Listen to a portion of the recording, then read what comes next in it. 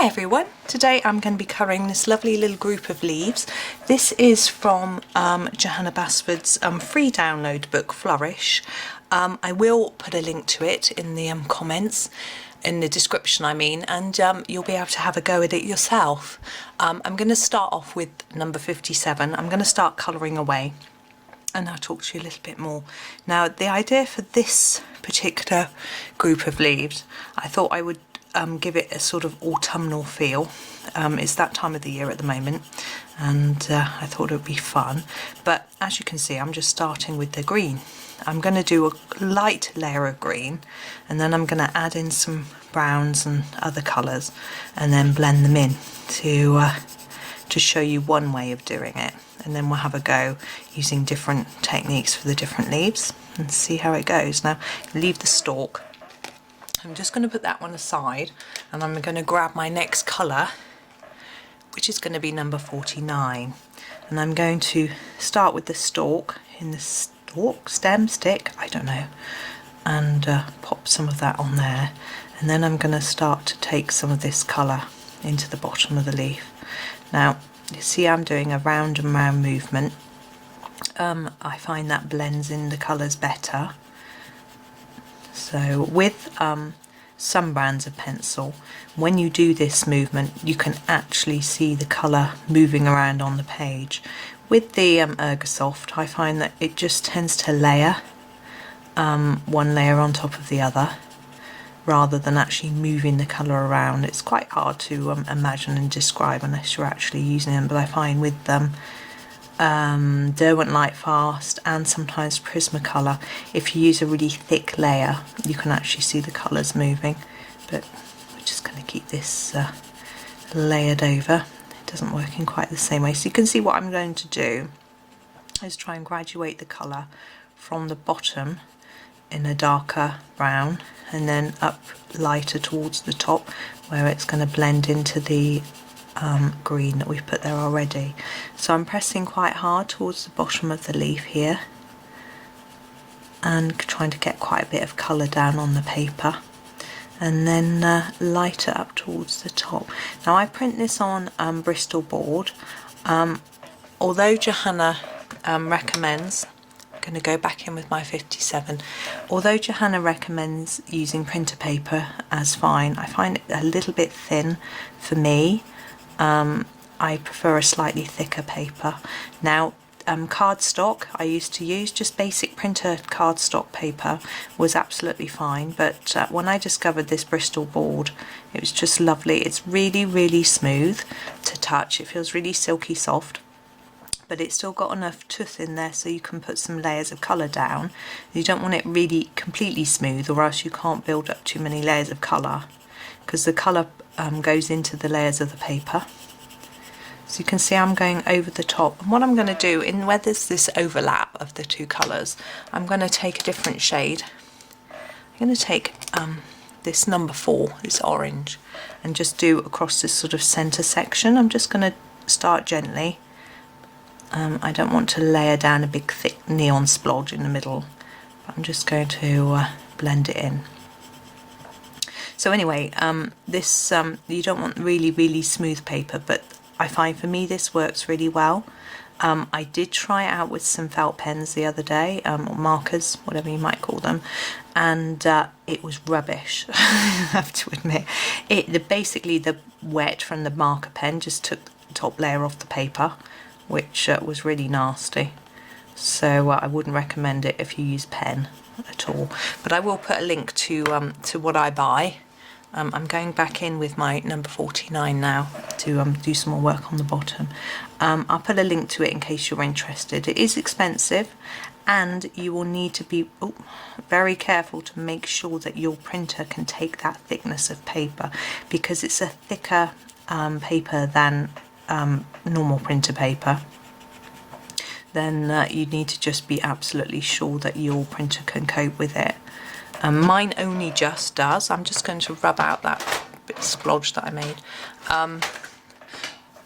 Using my handy Tombow mono eraser. Mine just about does, and I can hear it sort of flipping the paper about and stuff. which it can be a bit worrying, but there we go. Fortunately, it just about copes with it. Lastly, for this leaf, I'm going to go in with the number 73. Now this is my darkest brown. I want to emphasise this bit and the bottom of the leaf again, just make it more intense in the colour. So anyway, so do check your printer first, make sure it can cope, because you don't want to spend money on paper and then find that it doesn't work in your printer, or you break your printer. That would be terrible.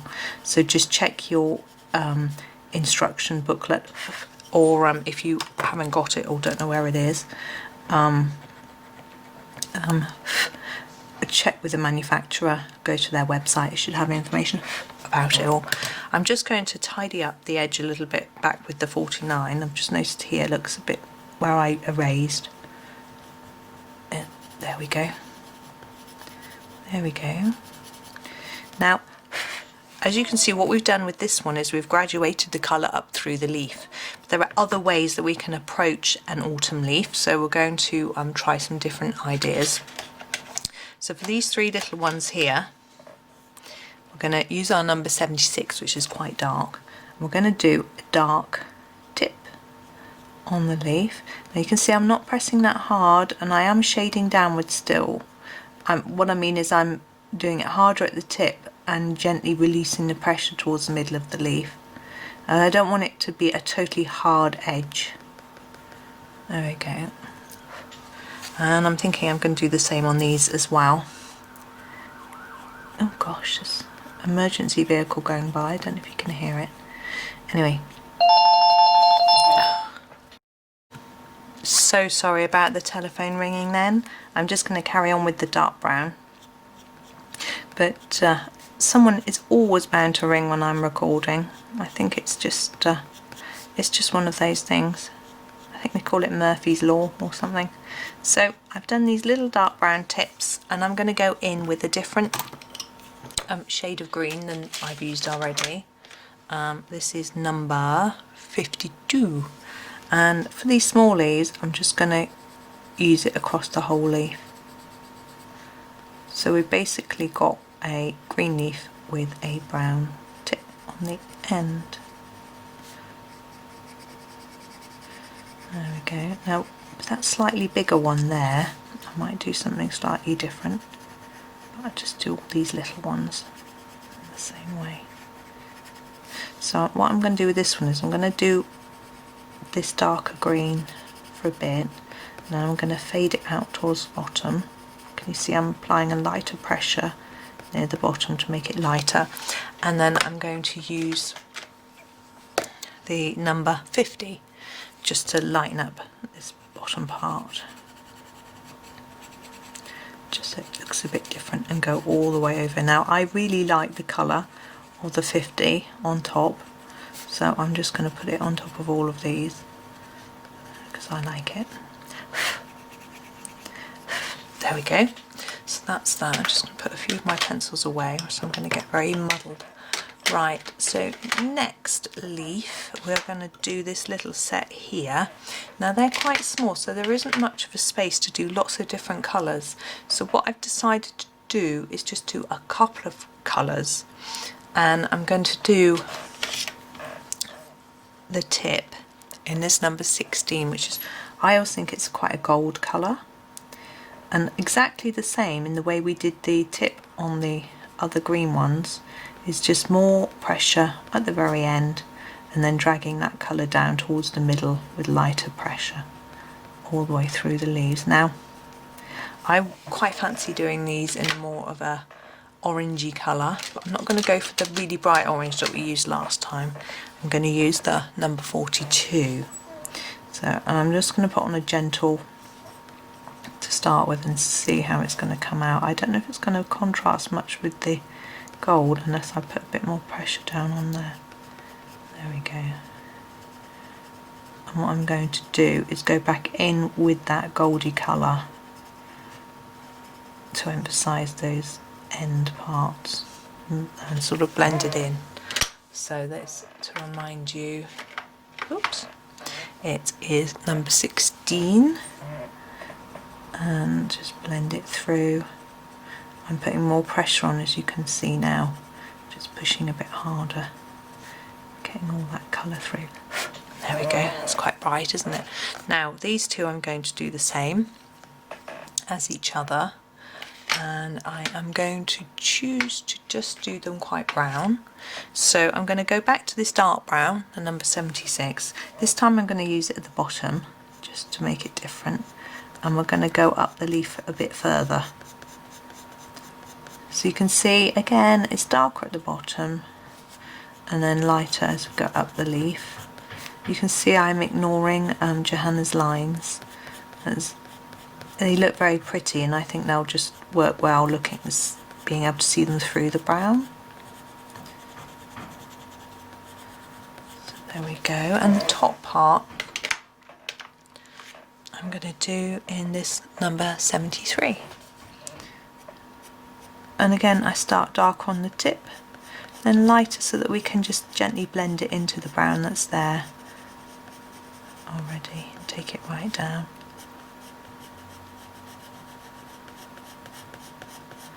There we go. Now here we have what I always think looks like an oak leaf.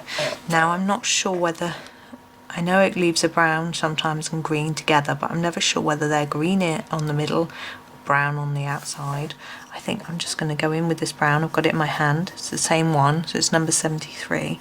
I'm going to have a brown layer all the way around the outside, because I seem to think that they tend to sort of get a bit dead around the edge of the leaf first and it browns.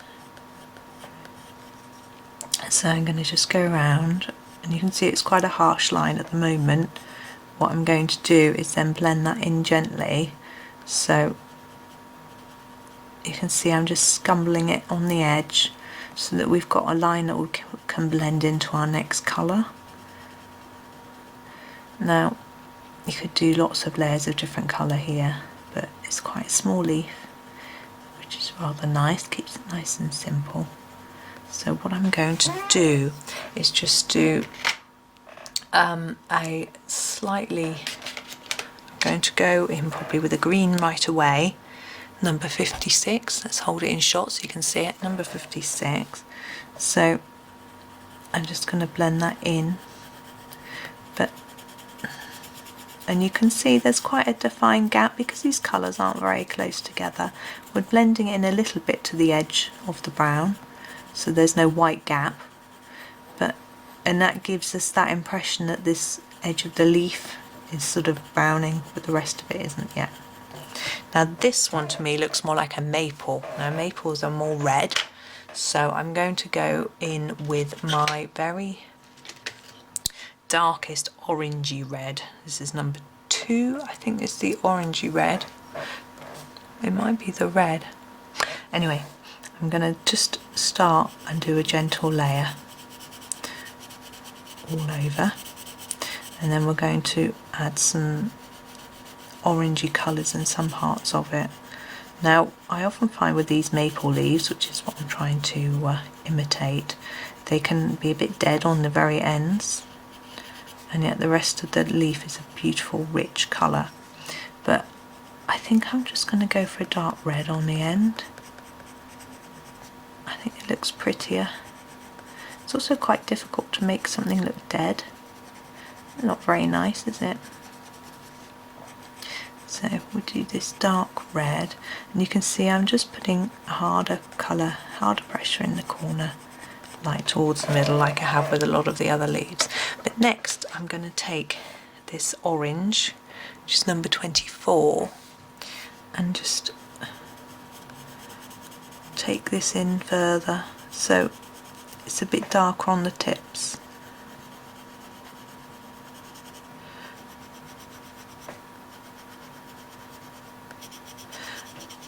And I'm going to do the centre really lightly, so I'm just lightly roughing it around because I'm going to go over it in the number 4 to make it lighter in the middle. Now our end red tips now don't really show up very well, so I'm going to go back over them.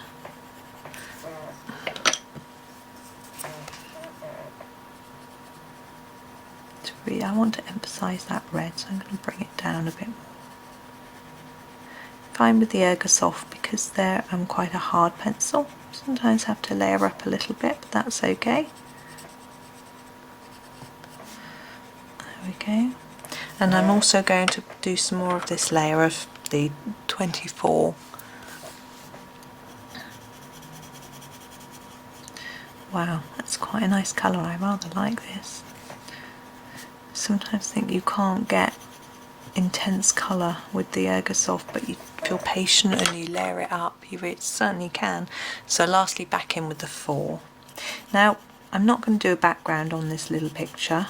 Could do, but there's quite a lot of different colours going on anyway, so I think it's quite nice with that one. You see, I'm just going over all of it again. Now I think that stem is needs a bit of help popping out. There we go. There we go. And there's our little group of autumnal leaves. I hope you enjoyed that. Thank you for watching and happy colouring.